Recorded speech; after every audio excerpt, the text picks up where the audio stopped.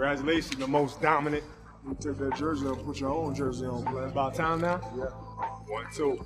Baddest duo ever, Superman and Batman. 3 rings. Can't do it, man.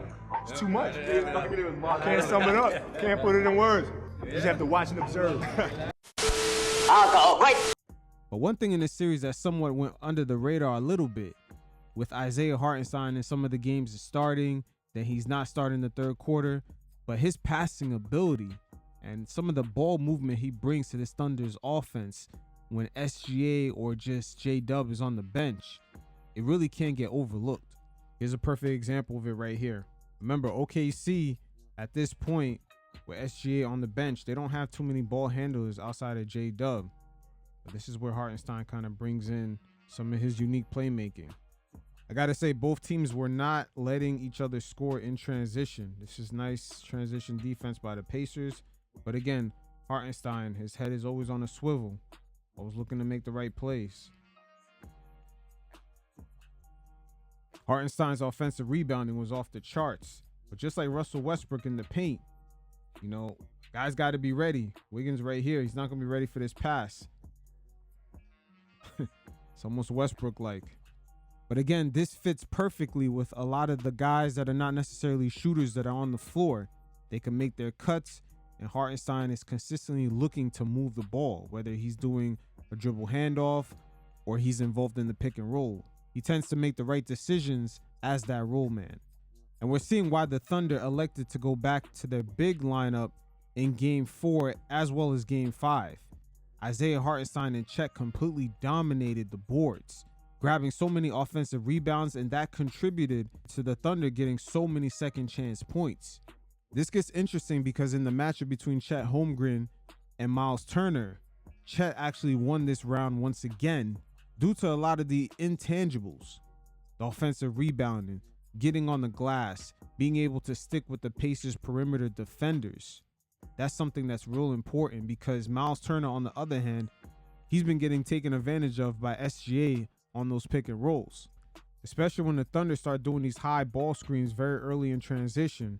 Check out Hartenstein right here. Setting this high ball screen. Let's replace Pascal for Turner.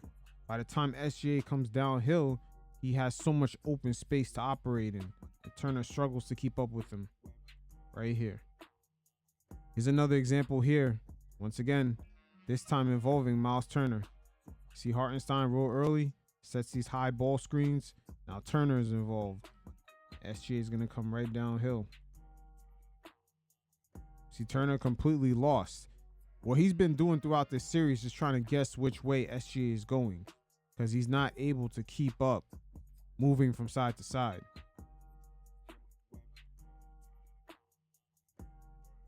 Here it is one more time, this time involving Aaron Wiggins. You see Turner as he comes up, he's trying to guess which way is Wiggins going. See the space. He's very vulnerable. He's completely taken out of the play. But he had a great contest there. It's something about him getting there at the last second. These tend to be very close to a goaltend every single time. But Turner in this series, is something about him just missing all these wide open threes and not necessarily being able to take advantage of his mismatch often enough. He really is probably the top guy with the most favorable matchup. He could just body everybody in the post. He's much bigger than Chet. When Hartenstein is not on the floor and the Thunder go small, he could completely dominate. But throughout this series so far, we have not really seen him assert himself as much. And a lot of the Pacers fans are still waiting for that breakout game.